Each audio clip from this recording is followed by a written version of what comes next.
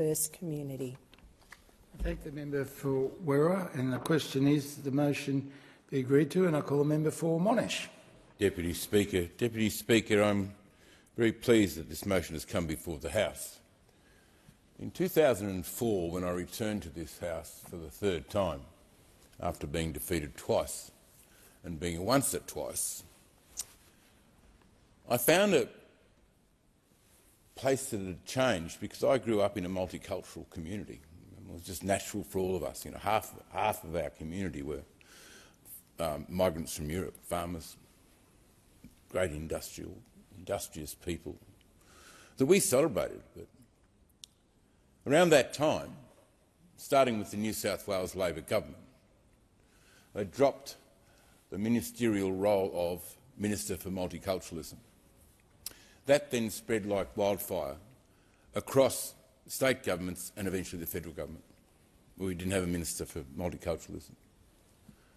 This made my feeling that my multiculturalist community that I so celebrated, especially the Italian community, that I so celebrated, and many of my friends and all the people that I grew up with, were these people.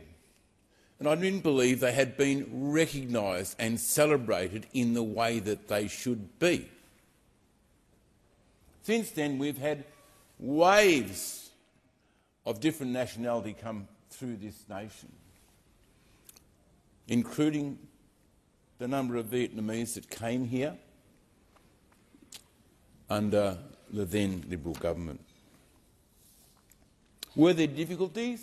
Of course there were, but none so much as that you would wipe the word multiculturalism from your everyday language. So I needed a partner in crime, and I found Maria van Vakkeneu.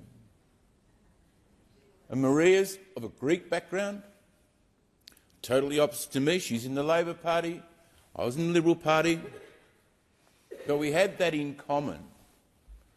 What we had in common was a love for our multicultural communities, and the fact at that time they were diminished by governments not recognising the important contribution that have, and on visiting a number of the communities, we found that's the way they felt, that we as leaders had walked away from them. And I think the member for Fowler in her address said, when she was first at work, she found really strong discrimination against one particular group in the community in her area. And they felt not celebrated. They felt like they didn't belong. Hope for the future, control of your life, hope, control, and belonging makes a very happy community because they feel like they belong. Every member of this House would have already gone to a citizenship ceremony where they said, I now belong. I can call myself an Aussie overseas. I get off a plane and I'm home. I'm home. It doesn't matter the colour of your skin or the shape of your face.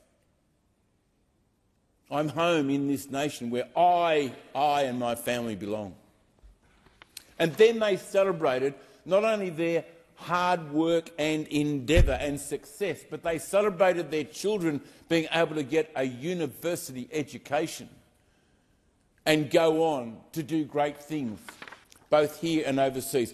Why was I connected to this very closely? Because I was representing the Latrobe Valley, where the workers came from all over Europe to come and build the Snowy and then build the power system that gave us such great benefit for all these years until prices of power went through the roof and we started to close power stations and blow one up. In this process, thank the member for Fowler for bringing this forward, but it means for us to succeed as leaders, we must have continual vigilance that we progress ourselves and other people to be included in society, that we become inclusive parliamentarians, inclusive in the government, and making sure that people know that they belong. they belong in this great Southland where they have built themselves an amazing, fantastic future to the point where one sits with us in the Parliament. Thank the member for Monash. The question is the motion be agreed to, and I call the member for Hasluck.